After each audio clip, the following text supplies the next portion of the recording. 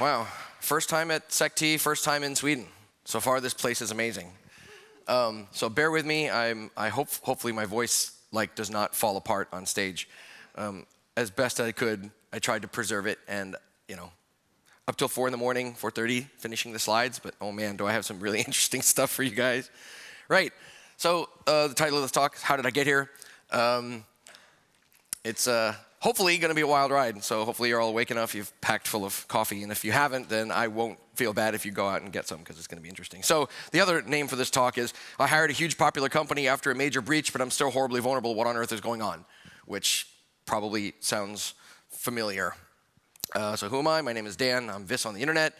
I basically get paid to do China and do Russia at people, which is interesting and colorful, but not why you're here.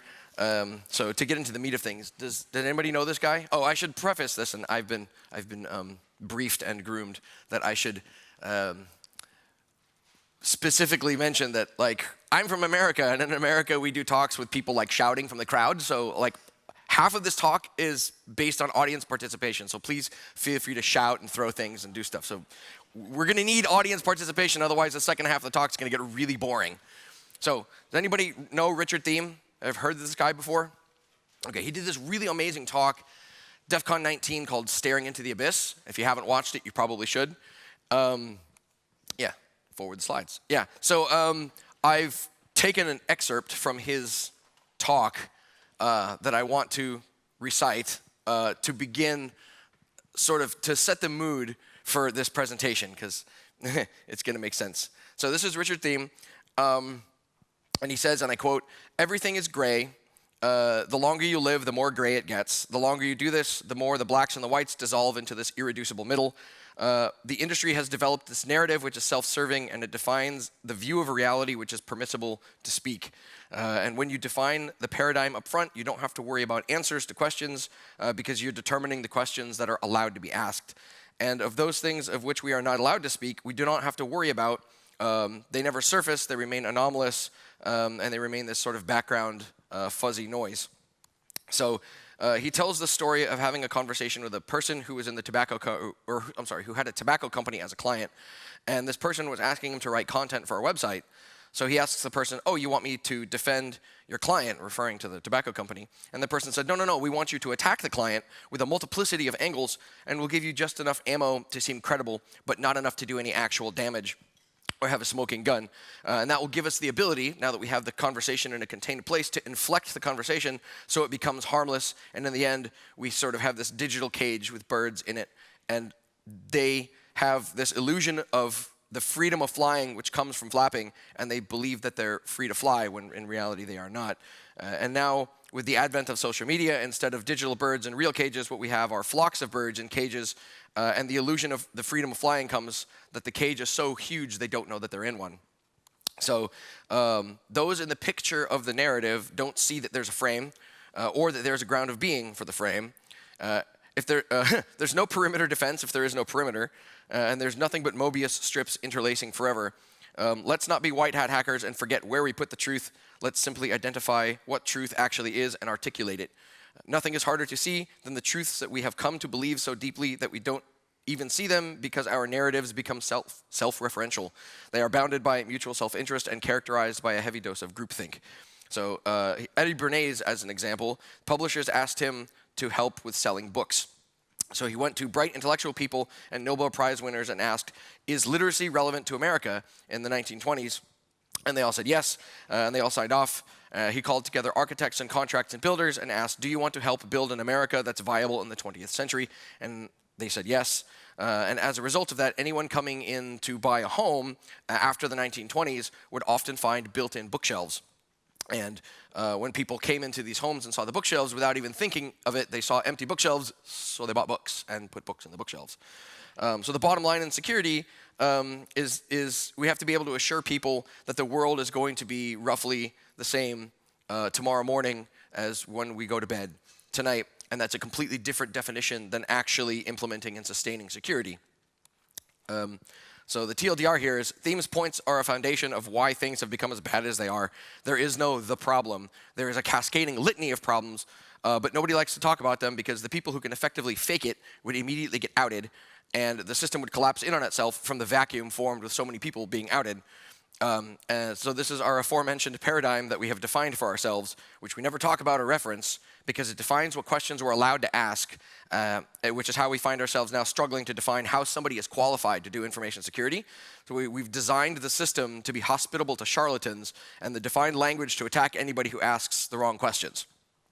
So, in an effort to not actually lay waste to vast sections of the industry and maintain the position of not removing something if I don't have an immediate and viable replacement, and in keeping with Theme's concept of going to sleep in a world that we expect to be more or less the same when we wake up tomorrow morning, let us begin. So, cold hard facts. Equifax, Deloitte, Sony Pictures, and Madison were all breached because of gross negligence. Like, also RSA. Anybody go to RSA in San Francisco? Oh man, did you run their little app on your phone? Yeah, so we should all have whiskey. I know it's 9, but whiskey. So how can I say that all of these breaches happened because of gross negligence? The initial vectors for the breaches, other than Equifax, are all unknown, and other than what we've seen in the news, not much data has been available on these about these breaches. So how can I assert that it's gross negligence? With evidence. With empirical, reproducible, demonstrably valid evidence, and a whole bunch of leaked data. So to identify if all these organizations suffered the same way because of all the same problems, we have to do a parity check to see if we can assert what, with publicly known information, the results, some kind of congruency between what happened and existing problems that we can either openly identify or assert based on inference and other types of things we can discover online. So this list actually will get quite a bit longer, I presume. This is shortened for the slide. These are the important ones. Based on this high-level list, there's a lot we can infer based on industry experience and trending, the most important of which is that if you find dumpster fires on the perimeter, it's going to be the same inside of the network. I have not yet personally experienced a case where one part of a business was amazing and solid, but the other part was a trash fire. If there's rot, then the rot will go through the whole business. So an interesting way to describe that is a term called telegraphing. Is anybody familiar with the term telegraphing? Okay, so telegraphing is effectively when you're doing something unconsciously to communicate that you're gonna do something. So in the last definition here, convey an intentional or unconscious message, especially with facial expressions or body language. In the case of, like, you'll see this in boxing and other types of fighting, somebody will draw back their fist to do a punch. This is telegraphing. This tells everybody you're about to throw a big punch. Well, the concept applies to computer networks as well. Again, if there's dumpster fires on the perimeter, you can pretty much assert that the dumpster fires are going to be going through the whole business. So, yeah. Everything I just said, except with an animated GIF. Yeah, it's that bad. Cronenberg, woo, fun times. So the reason for that is that the problems tend to be systemic. In almost every circumstance, when you find these types of issues, these problems are the result of years and years and years of neglect and ignorance. It's not like one day everybody's patched and it's up to date and it's wonderful and great, and some dude rolls in with a dump truck, drives through the office and says, "We're installing Windows 95 everywhere." It doesn't really work that way. It's just problems 10 years ago that nobody cared to fix, and it just keeps getting worse and worse and worse because they keep passing the buck or changing things to make it look like they're compliant, and just all this smoke and mirrors stuff to try and make it look like everything is great. So anybody who does pen tests, red teams, purple team, blue team stuff is familiar with this concept. I know many people that go to work that do pen testing type stuff that say, you know, we've been to this client 10 times in the last 4 years, and the only thing that changes on the report is the date. So like how much like you're full of passion and you love your job and you love doing this stuff, but you see that you turn in this fantastic report that you've poured your heart and soul into, and they just do nothing. It just goes in a drawer for, you know, whoever to go do compliance auditing against, maybe. So a lot of people are getting disheartened with that sort of thing and changing what they're doing. So it's never really a surprise when this sort of stuff hits the news. Like we're getting one of these things, I don't know, once a week, once a month at least. Like, wasn't British Airways just in the news last week for like something horribly, it wasn't, I forget the details, it was something like somebody managed to find a way to include arbitrary JavaScript on their payments page and was stealing payments from British Airways like a week ago. Yeah, so that was fun. But when it makes the news, okay, nobody's so surprised. But if we're here live on stage doing it on the projector and we find some stuff, then it gets really interesting because the news doesn't know about it yet. So we're in a little club, and it's really good. Oh man, my GIFs aren't GIFing the right way anyhow. Imagine that GIF while I was talking a minute ago. Go back in time. So, this is a brief quote from the proto-era of the internet. Before YouTube, before Facebook, before the internet is what it was today, there was a thing called the EN scene, like 1999-ish. This is where the bizarre stuff lived. This is where shock media and shock porn came into existence. It is where some of the most colorful people were hatched, and it is arguably the parent of much of the internet crazy as it exists today. So here's a quote. It's about Michael Jackson. It's not... Michael Jackson has no relevance to this particular talk, but if you substitute like computer security in the place of Michael Jackson, I use this quote to describe things that are so crazy pants that I have trouble articulating words. So before we begin this madness, I think it's important to impart this internet forerunner crazy unto you all just to set the tone. Michael Jackson is obviously, irrefutably, incontrovertibly insane. Several cages short of a puppy farm, flying blind and solo into the jungle of bonkers. He is totally nuts, and we can prove it. The evidence is undeniable. And with that, we begin with the RSA conference, who, in their infinite wisdom, decided to place not subscriber data, but people, like vendor data, people that bought booths, into a database that either was inside of the app that you could just run, what was it? It's not JDAM, there's a Java debugger or decompiler where you can get that will unroll Android applications, and you can pull this information right out of the app. And some of the information was in the app, and what that led to was an API that was exposed that you could just query with any valid credentials. So like think of your typical database security model where you have like unprivileged users and privileged users. Well, they don't have that, it's just flat. So it doesn't matter if you're not an admin, you can still go and pull the entire user database. Like everybody who's like personal information, like the stuff that people registered to Black Hat with, like their name, email address, phone number, address, all that stuff, you could just grab. And it was just a database you could download. All you needed to do was create an account. So, and you think, oh my God, that's terrible. RSA, it's a place that's full of security professionals. You think that maybe they would have handled this. Well, they got hit with the exact same thing in 2014. And apparently they did nothing. So like, good job, guys. Seriously? All right, did RSA learn anything? No, they did not. Right, and now on to the fun one, Sony Pictures. So this is basically a lot of very simple open source reconnaissance, almost entirely in just a Linux command prompt, or actually this Mac's command prompt and Shodan. And the intention with this is, as we go, these are really, really easy things that you can take to work, like Monday morning, and mess with stuff and look things up. So the idea here is I'm imparting how to do this to everyone as we go along. So the intention here is you want to do open source intelligence on Sony Pictures to see, have they fixed anything in, I don't know, several years since they got breached. Well, you look at their error and assignment, and you look at some Shodan results for some, /23. There's not a whole lot of stuff. But if you actually search for the org name, you get considerably more results. 127 still isn't as much as I'd like to see, but 127 is a pretty good start. One of the other things that's a really good start is their antivirus tool. The dashboard is just on the internet. You want to mess with Sony's antivirus? Because it's just online. If you can log into it just over the internet, you can... They're supposed to be good at this, right? Or even better, they would have paid some organization like truckfuls of money to find stuff like this. But this was recent. This is a few months ago. This is years after the breach, and it's still this bad. They have a DCT Aspera something or other you can log into. This, again, is completely public. But hey, there's some copyright stuff at the bottom left there. Copyright 1991, 1999. Oh, I'm sure that that's patched, right? I'm sure that that's current. There's no O-days hiding in there. Oh, well, Aspera application has addressed the following vulnerability. Nginx could allow a remote attacker to obtain sensitive information caused by an integer overflow at Nginx range filter mode. I'm sure that's perfectly fine. Also, what could this possibly be? Look, like default Nginx configurations, just publicly accessible. Again, with the telegraphing, this tells you stuff. When you find stuff like this on the perimeter, like me as the bad guy, when I find like, oh look, completely unconfigured stuff just on the perimeter that anybody can touch, there's probably a lot more stuff like this, and this is telling me that I should continue looking.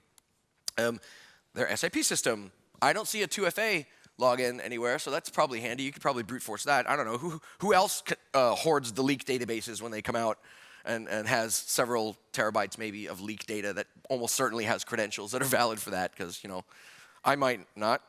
Oh, if you want to buy some props from Sony Pictures, like the props they use in the movies, there's just this website you can go and sign up for to log in and have an idea of like what they have for sale. I'm sure that's probably okay too. But what we should do is, now that we found a whole bunch of these things, oh, so this was again copyright 2012.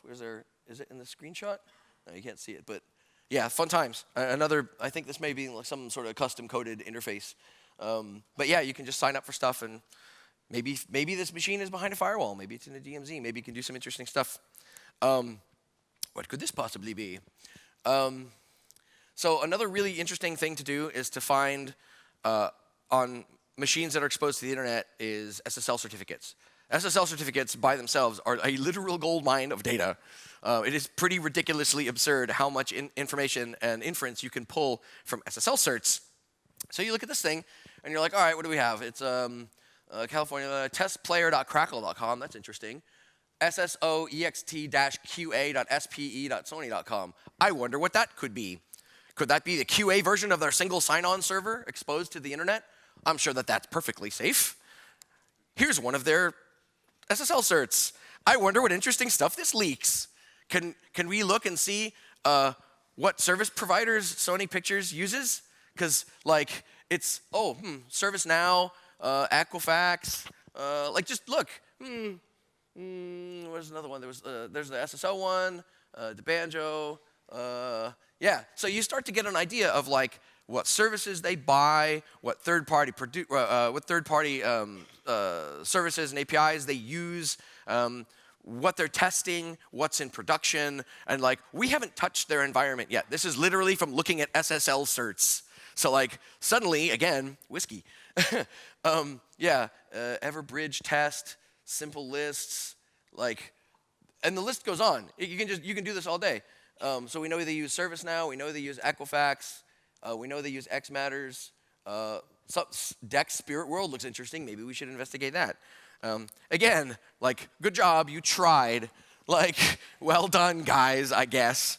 So did Sony Pictures learn anything? No, absolutely not. They did not learn a thing. It's amazing how much they paid, though, for the public display of incident response and the public display that they actually gave a crap, but no. So Ashley Madison, right? Ashley Madison, if you remember this one, was another huge one where they got popped, and then as it turned out, and this was hilarious for me, was lots and lots and lots of men were cheating on their wives with basically Python and Perl scripts. Like they were, yeah, seriously. It was a bunch of like 3/4 or 9 out of 10 of the women on the site were like bots. And they were men cheating with their own wives with bots. Oh man, that's got to be a terrible conversation in front of the judge during your divorce.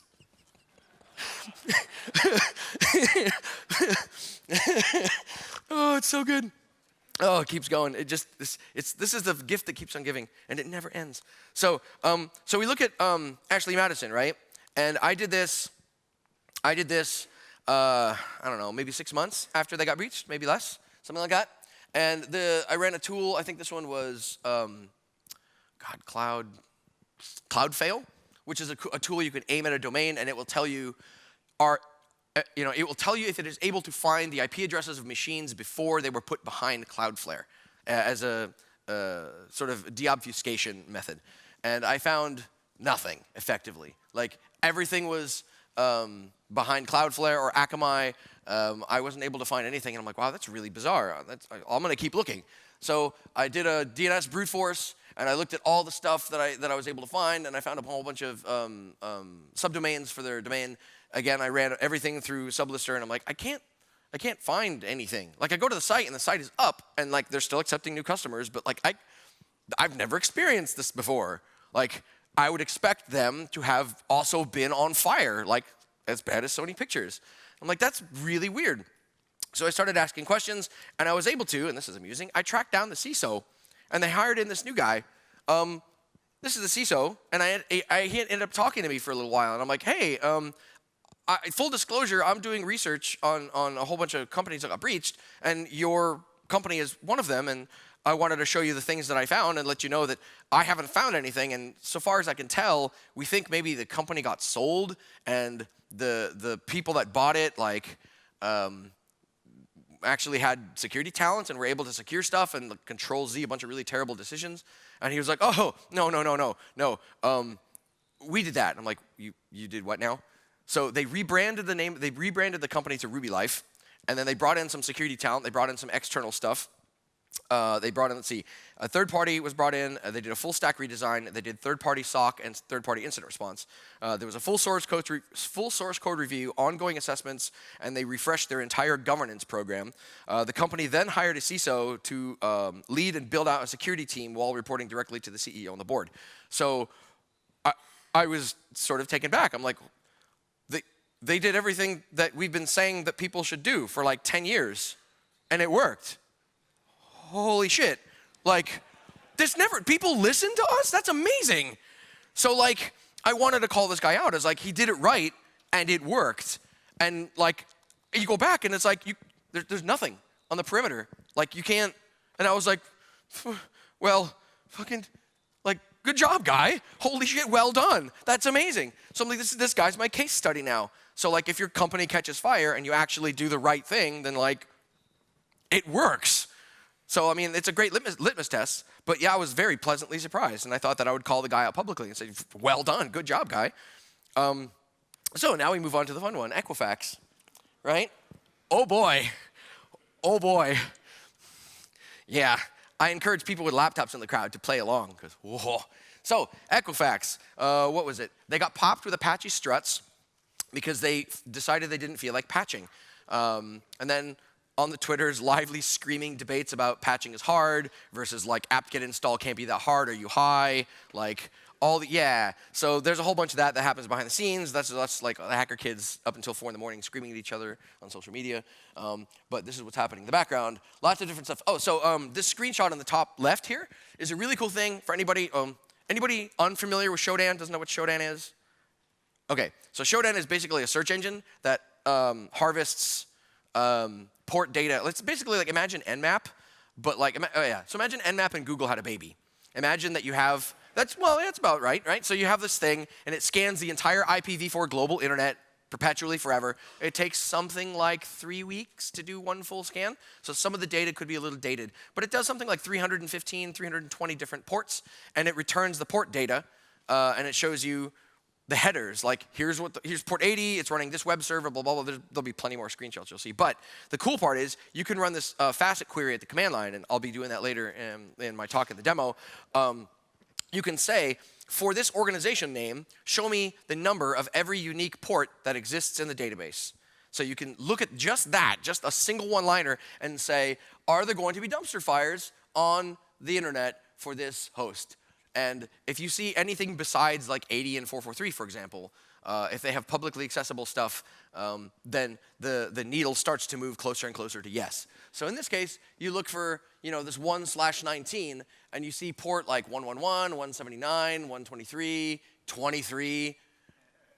Yeah, so like this is pretty telling. Just saying this is what Equifax at the time, and I think this is a super old slide. This is December of last year, but this is what they have available to the public. So like, just consider that alone. If you're a firewall admin, like, would you be comfortable with these ports, regardless of what's behind them, just public? When I'm doing this, like, no. So you start clicking on stuff and looking at things, and you find like default, what is this? WebSphere, default unconfigured WebSphere installation. Oh, that's good. Like, I'm sure that was there on purpose, right? Like, here's one. Here's another Oracle in like completely unconfigured Oracle. What was this? Where is it? Oracle. Did I crop the screenshot too badly? This might be. Oh, there it is. Oracle Fusion Middleware 11G. Oh, that's cool. A version number. Let's look that up. Oh, CVEs. Yeah, it's gonna go on like this.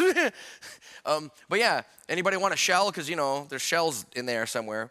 Then obviously you can say, go to the leaked databases and say, show me everything at Equifax.com and just passwords. So that's cool. We have several thousand passwords available for Equifax.com. Username password combinations of publicly leaked database or not database, but like they got hacked. Or I should say rather, various other sites got hacked, and people who had Equifax.com email addresses registered with their corporate email address and provided some kind of password, and that has now been leaked, and those databases have been mushed all together into a text file on my NAS, and you can just spray these at stuff because you have known creds, so that's probably good, right? Oh, and also just in case you don't want to do the whole grabbing credentials and using credentials against something thing, there's a Metasploit module available for that version of Oracle, just, in case you were wondering. Also,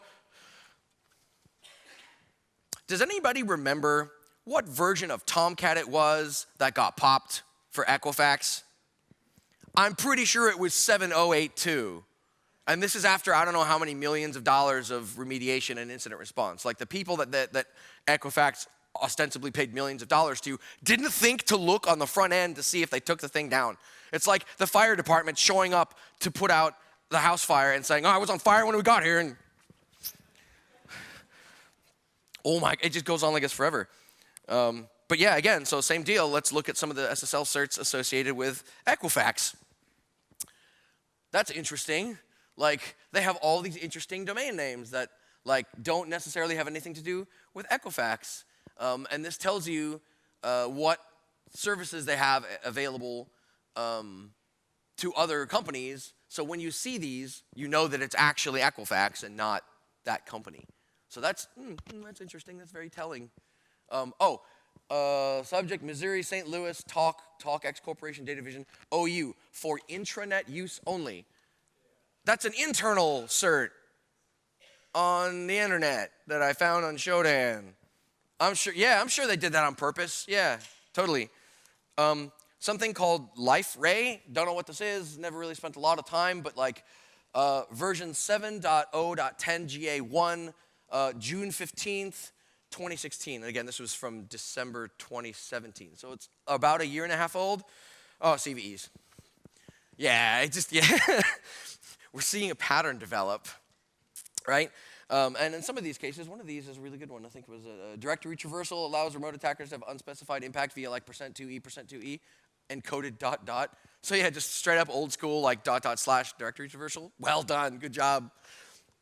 LifeRay DXP. Oh, and in case you didn't want to use exploits, you can just sign up for an account and just create and just have authenticated access. Good job, you tried. Right? Again, did Equifax learn anything? No, they did not. Right? And now we have Deloitte, Gartner's #1 security company in the world, 5 years running, who, by the way, I'm not sure if I put it in the slide deck, left their Active Directory infrastructure publicly exposed to the internet on port 445, which, hello, Eternal Blue, we own everything now, like literally everything. So yeah, Deloitte, that's a really interesting and colorful list of open ports accessible to the internet attached to the name, the company named Deloitte. Now, Deloitte, being a global organization, has offices all over the place. But you would think that a company that gets their bread and butter is telling other people how to do security better and then going in and auditing people and telling them whether they're doing their security correctly or not would be in a position to, like, I don't know, do security at all. So that port 389, if I'm correct in remembering, I think that might be Active Directory. They have AD, the port 389. Yeah, that's horrible. That's terrible. Anybody want creds at Deloitte? So there's stuff like open directories. And like some of these configuration files point at other hosts that probably shouldn't be public. Like this is some sort of like client configuration files that involve, they're proxy configuration files where like you install this file and it configures your local machine to tell the browser to go through this proxy, and it tells you where the proxy lives and how to talk to it. The dates on some of those files are pretty colorful. There's one that goes back to 2008. So yeah, that's fun. They haven't updated this stuff in 10 years. Good job. So that site at the very, very top right, it's like something powered by Roxen. Well, that's cool. it's vulnerable to shell shock. Good job, well done, Deloitte. More evidence, right?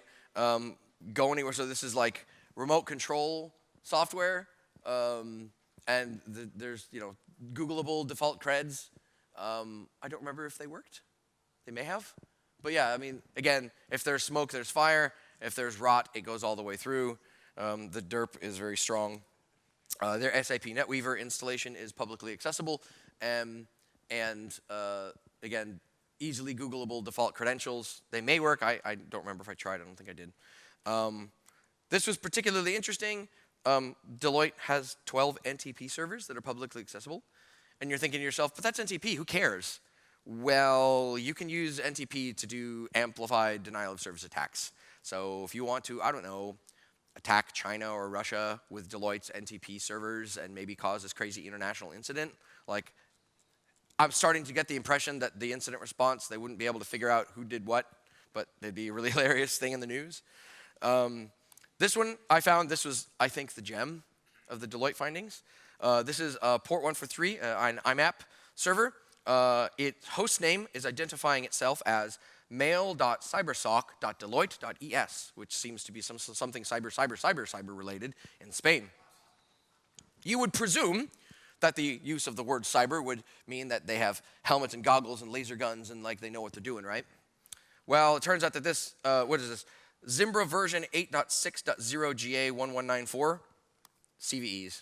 So if you want to shell the Spanish Deloitte security organization, here you go. And here's my choice selection from that CVE list. Zimbra collaboration before 8.7.0 allows remote attackers to conduct deserialization attacks via unspecified vectors. The easy way to describe that in plain English is remote code execution. Yeah, multiple cross-site request forgery, Yeah, stop trying, go home, just, you're done. No. Did Deloitte learn anything? No, they did not. Right, so history continues to repeat itself. Yeah, it gets really colorful and interesting. So you say, how do I learn from this? Because the objective here is you want to come and learn interesting things, and you want to take them back to work, and you want to show people that you learned interesting things. So here's where it does get quite interesting. Oops, I have prepared a demo. Oh yeah, can do, right? So in the interest of making things colorful and trying to prevent people from falling asleep, there's different types of live demos that work well and other types of live demos that do not work well. Live reversing on stage, hit or miss, depends on your crowd, right? Live port scanning on stage. Nobody wants to sit and watch Nmap for 2 hours. It gets really boring. That's fine. Pyrotechnics? Yeah, right? But we don't have any. Damn it. Shodan? Yeah, that works every time. So, it works exceptionally well every time. So, how do we do that? You identify some endpoints, you search for them, you find interesting things, you dig in on them, and effectively it's a lot of pivoting. There's some automation that we can employ. I won't get into that automation just yet. Shia LaBeouf, do-it.jpg. Let me now crack open a browser and a prompt so that I can get to it, as it were. Oh, yeah, internet connectivity. That would be a nice thing to have. Let's see if I can. I probably should have done this before I got on stage. Let me spin up a hotspot real quick. And then I should have internets.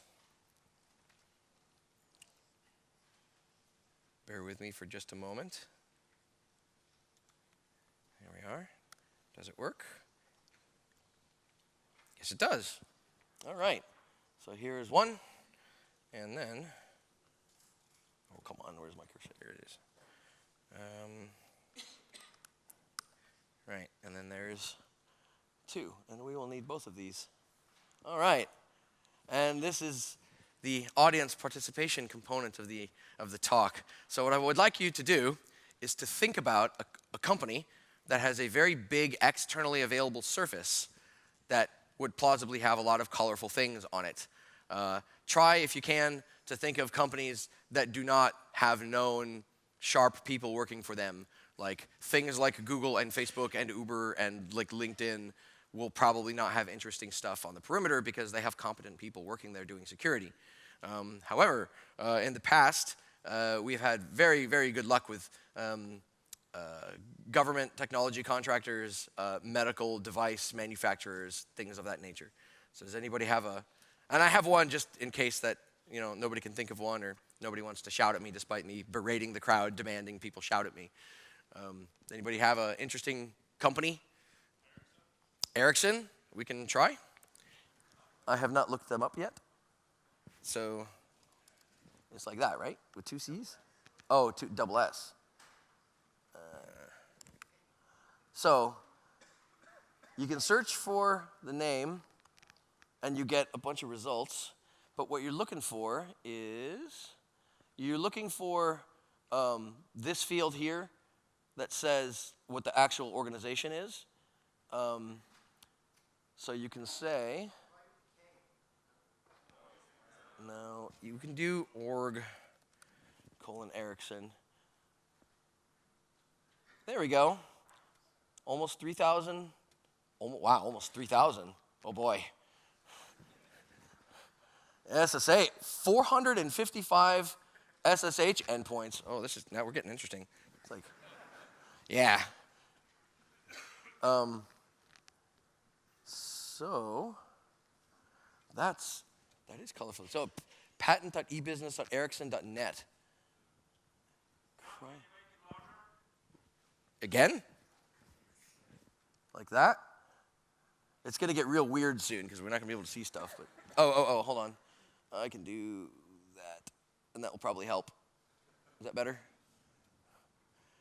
Yeah, so we go, Ericsson Network Systems. Yeah, so, look, exposed SSH. That's good. BGP, hell yeah. Let's reroute all their stuff. Ooh, semantic services, Ericsson, HTML. Yeah, so what we can do at this point is say, let's do this.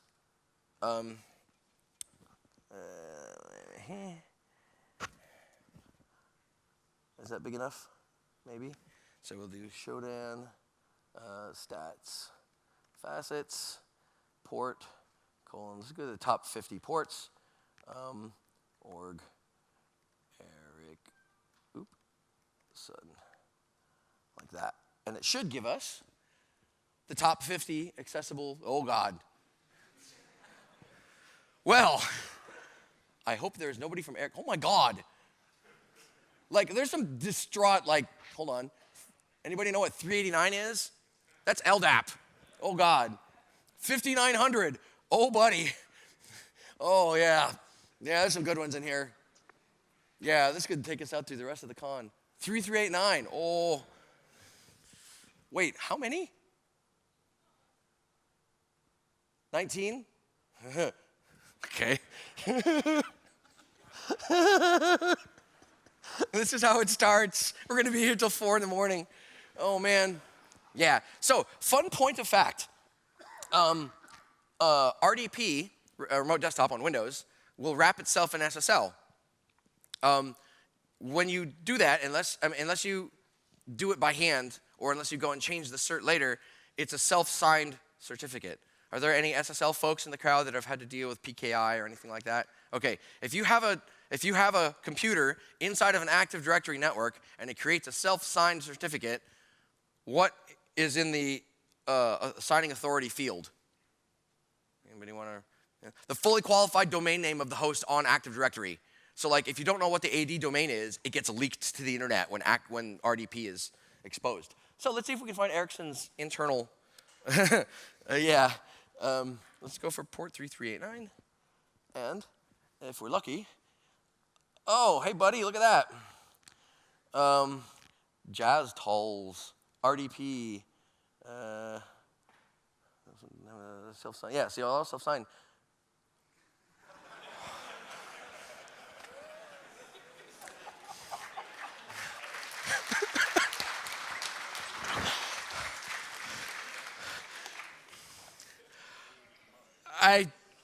Rad. I couldn't have asked for a better result. That's just fantastic. Perfect.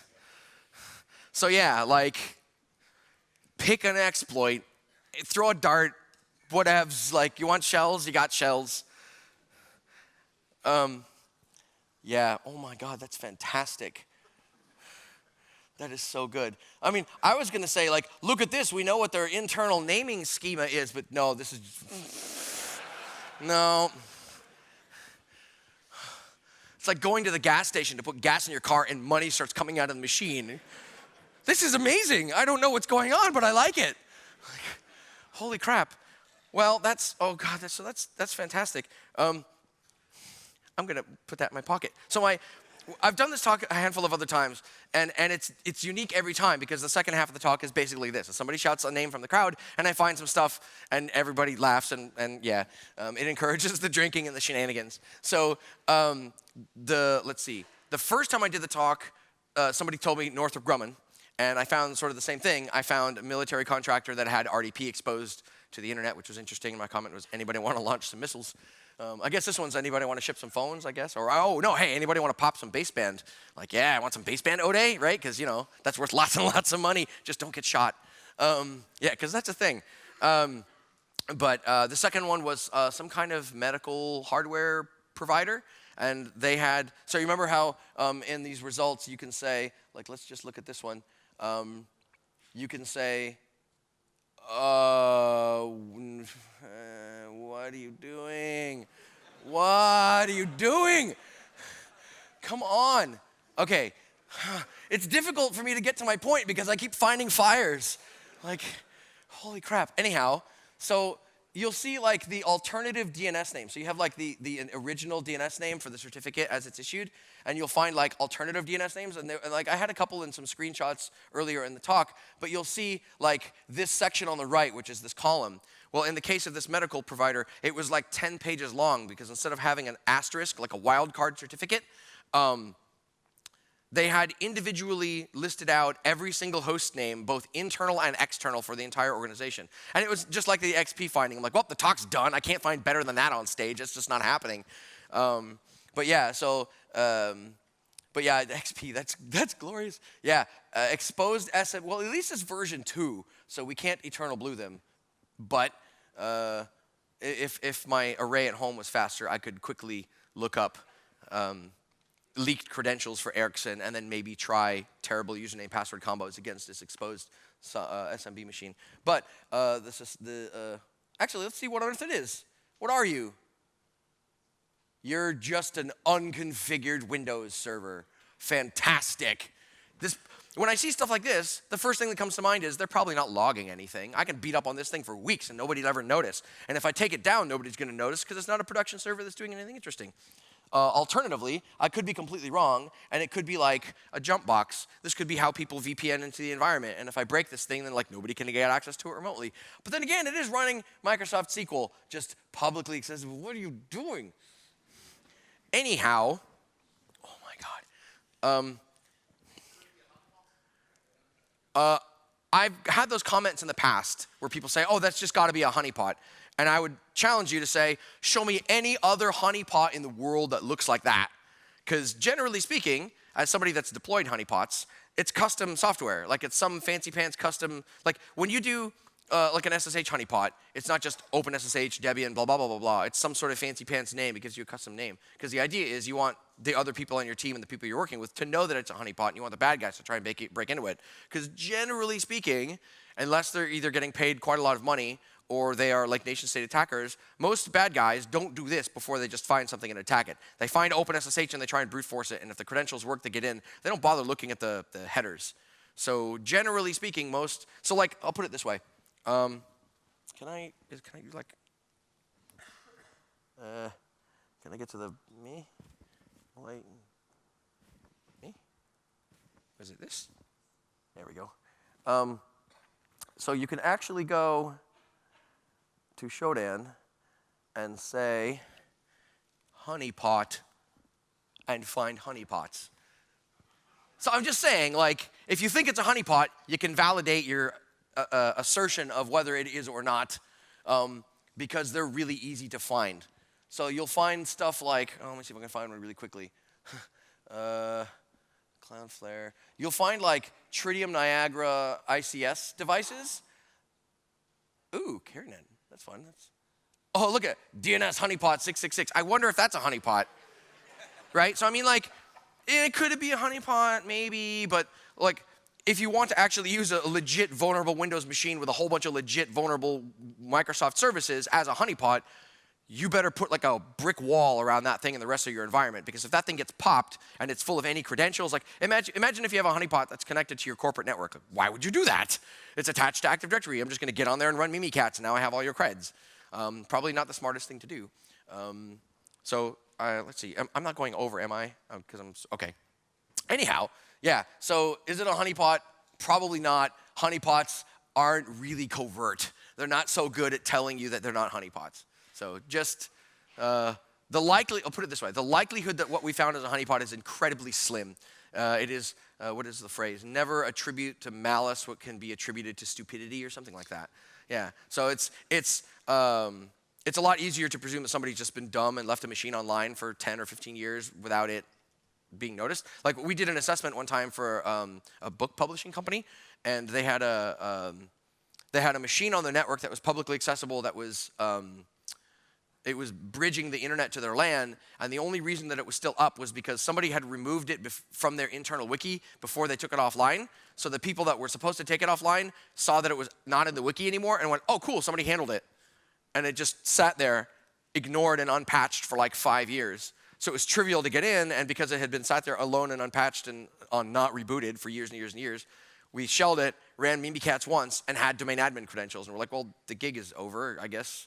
Like, so there's quite a lot of that'll happen, where like the left hand doesn't know what the right hand is doing kind of thing, and you'll get stuff like this. So in a lot of circumstances, this tends to be like documentation related or something like that. But occasionally there'll be some crazy person in a suit and tie that says, no, we have to keep this because reasons.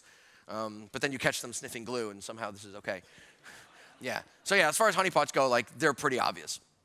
So how much time do I have left? I have 20 minutes left.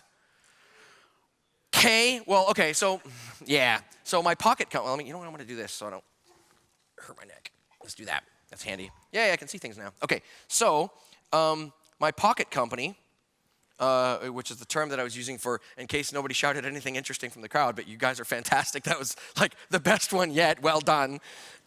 Was British Airways, because British Airways got popped recently, and that's sort of the whole theme of the talk. Company gets popped. Company does a bunch of incident response. How bad are they? Turns out they're still on fire. Maybe they do know. Maybe they don't know. Maybe they don't care. We're not sure. I don't have anybody at BA, so I can't tell you. So you can say, let's do British Airways. Same idea. Come on. Let's do it. Okay. Welcome to British Airways FTP server. Oh, boy. British Airways Boston Lounge. Know anybody going through Boston that we can spy on, maybe? I'm sure that we can brute force. This is almost certainly a Cisco router. How do I get the, there we go. Let's do this, because I need the URL bar. Oh, come on. So let's do it this way. Make it right. So let's do the same thing. Oh, we need to get their company name, don't we? British Airways PLC. Okay, so 3 findings if I search for British Airways. Come on, internet, do it. I love that I'm tethering through my phone to do this. This is hilarious. Packets. Go, packets. 2. And then if I refine my search a little bit, what do we got? 522. That's much better. There's almost certainly stuff that we're going to find with that number of things. And there was one that I found that was really, really good. HTTPS, NTP 24, okay. Some Linux boxes, Linux 2, rad. Let me see if I can find, staff travel site. That's interesting. Want to book a flight? Ooh, default, okay, let's have a look at that. What are you? Default website. Here's an SSL cert. Service 42 E2 EO3 BAP. Okay. Sometimes the host name will give away what it is, so it's good to look. Let's have a peek. Yeah, not private. Fine, whatever. Oh, but what?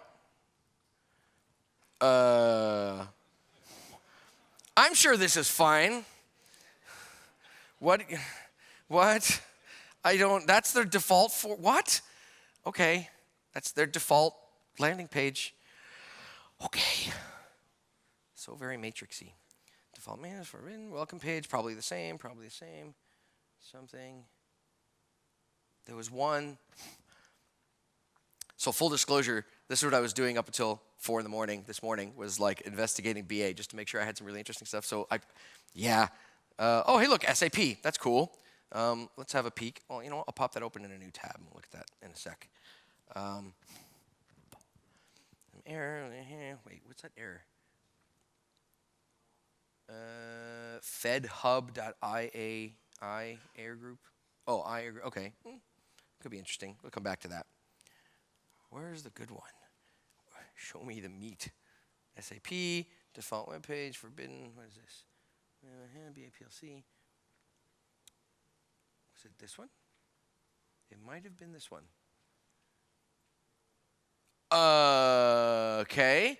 They run checkpoints, and you can talk to them over the internet. Good job, guys. That's probably not good. Like, okay. Oh, there's several of them. Oh, even better. So yeah, they run checkpoints. Anybody got any checkpoint O'Day?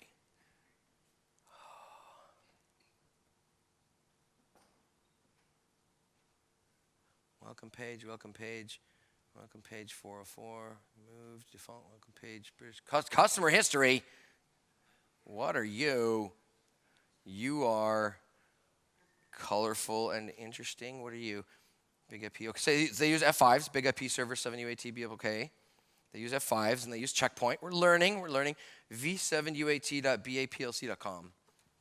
I got nothing. Let's see what it is. Naturally. Oh, wait. Search by customer name, customer flight number from to departing. Anybody know anybody taking a BA flight? Because apparently we can look them up.